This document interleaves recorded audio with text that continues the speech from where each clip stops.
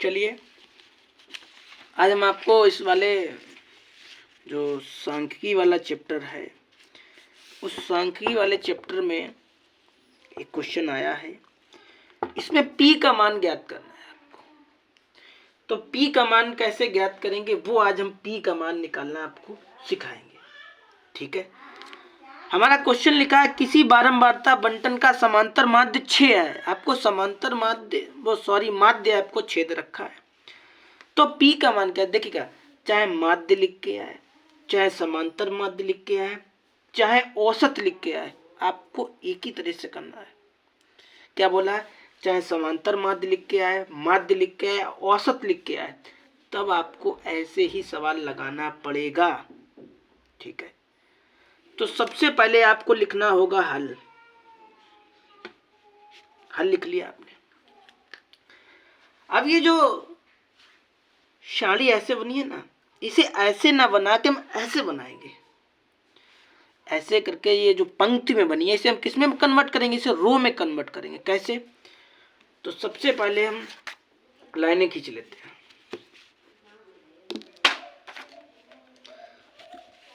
Video long क्यों करें, थोड़ी देर रोक के ले रहे हैं। तो चलिए इतना हमने अपना समय बचा लिया, क्योंकि समय मूल्य है भाई, पेपर नज़दीक है, इसलिए ज़्यादा किसी का समय बर्बाद नहीं करना चाहिए। तो आपका पद कितना दे रखा है, आपका पद दे रखा है 2, 4, 6, 10 p+5, इतना आपको पद दे रखा था, तो पद लिख लिया। आपकी बारंबारता दे रखी है,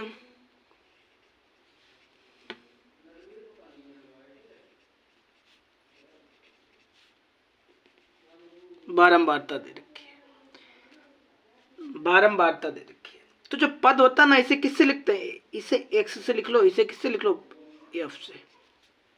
ठीक, इसे x से लिख लिया, उसे f से लिख लिया। अब यहां पे क्या करो, एक लाइन बना लो, इसे बिल्कुल अलग कर दो।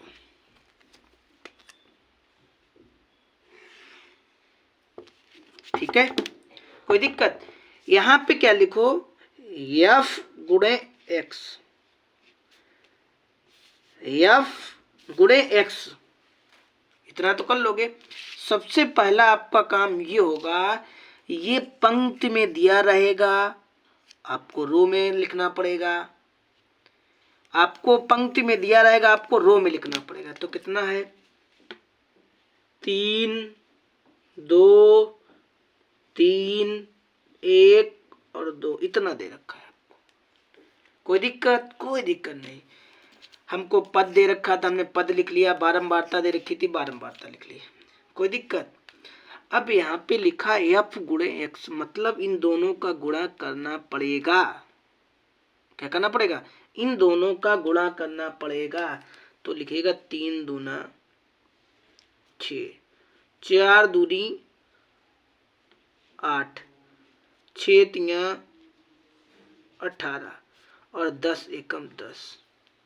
कोई दिक्कत, कोई दिक्कत नहीं।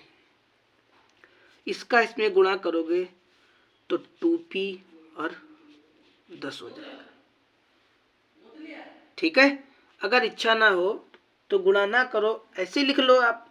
कैसे करके, इस रूप में भी लिख सकते थे, ऐसे करके ऐसे लिख लो, या फिर आप ऐसे लिख लो। इतने में कोई दिक्कत, कोई दिक्कत नहीं। ठीक है, दिक्कत नहीं है तो फिर आगे बढ़ते हैं। कोई दिक्कत नहीं तो फिर आगे बढ़ते हैं। तो यहाँ पे एक लाइन और लिख ले रहे, योग। क्या करेंगे, अब योग करेंगे, बारंबारता को जोड़ेंगे, बारंबारता को जोड़ेंगे और इसे जोड़ेंगे।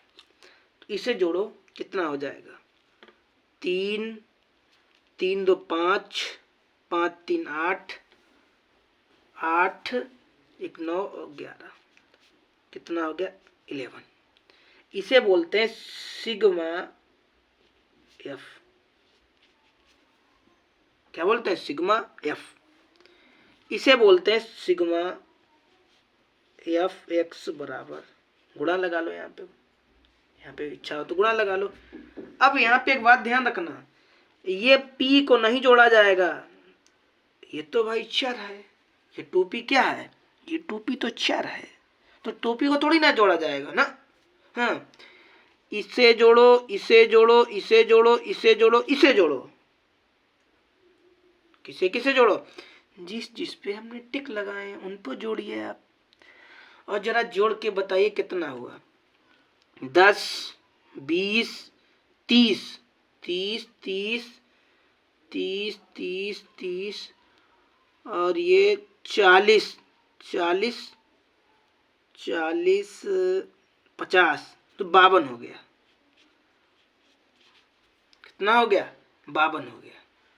दोबारा ट्राई मारते हैं एक बार। 10, 20, 30, 30 हो गया, 16 हो गया, 16 हो गया, तो 10, 20, 30 और वो 40, 40, 6 बचा, 50 और यहाँ पे 2 बचा, तब 52 हो गया। ठीक है, इतना तो आप कर लोगे, कोई दिक्कत ही नहीं होगी इतने में। दोबारा एक बार मैं रिपीट कर रहा, कोई दिक्कत हो किसी बच्चे को। आपको पद दे रखा था, आपने पद लिख लिया, आपको बारंबारता दे रखी थी, आपने बारंबारता लिख ली। अब आपने क्या किया, ये पद और बारंबारता का गुणा किया, अर्थात x गुणे एफ या एफ गुणे एक्स कर लिया। भाई 3 दूना 6 होगा, 2 तिया 6 होगा, कैसे भी करके करो, आएगा तो 6 ही आएगा। 4 दूनी 8, 4 दूनी 8, चाहे जैसे करो आएगा तो वही। कोई दिक्कत? आपने जोड़ लिया, इसका गुणा किया, 2 एकम 2, 2 पी और 5 दूनी 10। कोई दिक्कत? कोई दिक्कत नहीं। आपका सूत्र होता है, देखिएगा, चाहे समांतर माध्य बराबर लिखो, चाहे माध्य बराबर लिखो, चाहे औसत बराबर लिखो, वही बात है भाई। ठीक है, तो क्या सूत्र होता है? आपको किताब में दे रखा है माध्य बराबर ना, हाँ माध्य, समांतर माध्य, समांतर माध्य बराबर हमारा फॉर्मूला होता है। क्या फॉर्मूला होता है? ये लिख दो, सिग्मा एफ एक्स अपान सिग्मा एफ। कोई दिक्कत? कोई दिक्कत नहीं है। दिक्कत क्या है? अब आप जरा किताब खोल के, सॉरी ये देखिएगा, समांतर माध्य 6 है, तो समांतर माध्य कितना है? तो समांतर माध्य जगह पे समांतर माध्य लिख ले।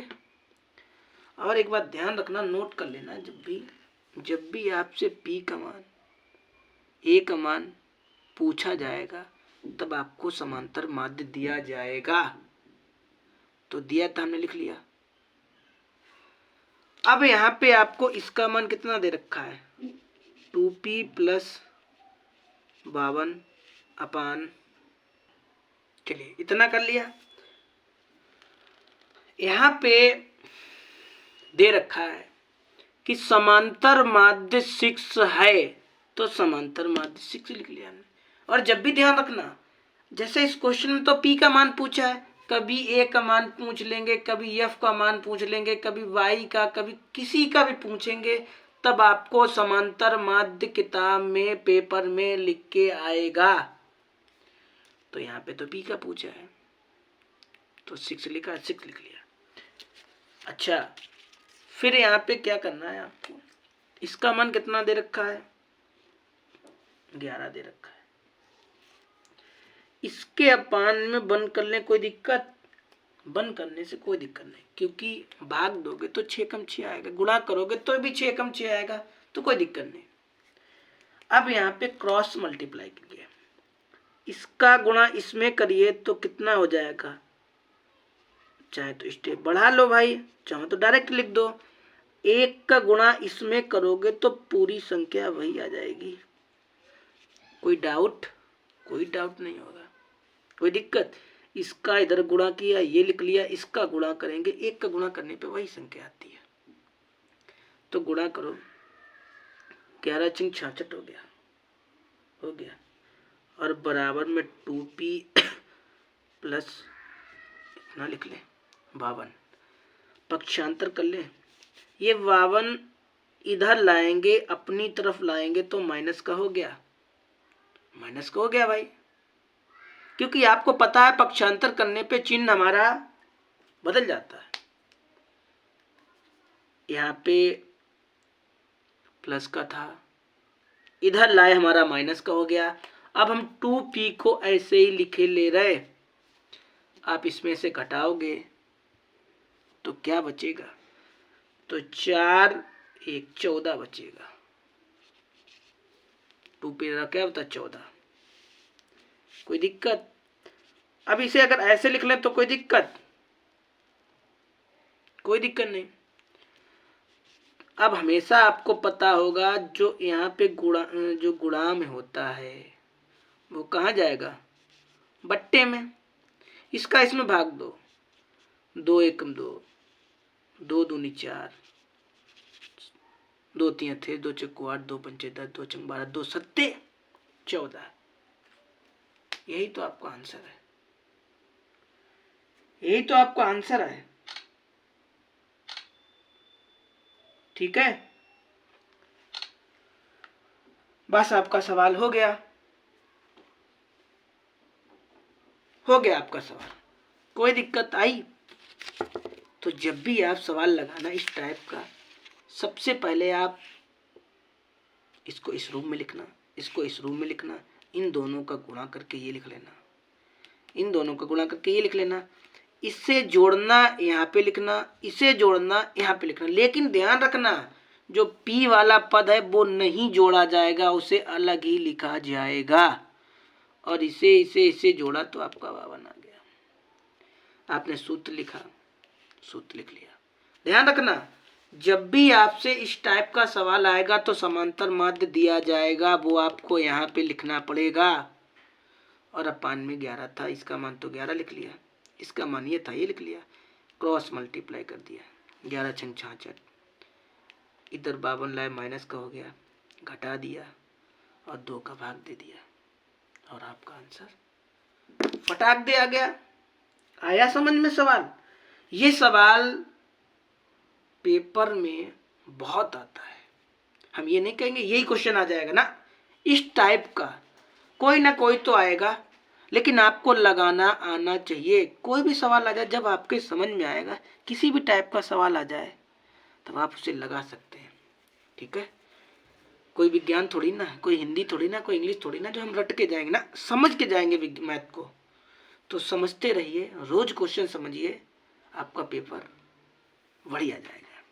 ठीक है, मिलेंगे आपको अगली वीडियो में, तब तक के लिए इतना ही, बाय बाय। ठीक है।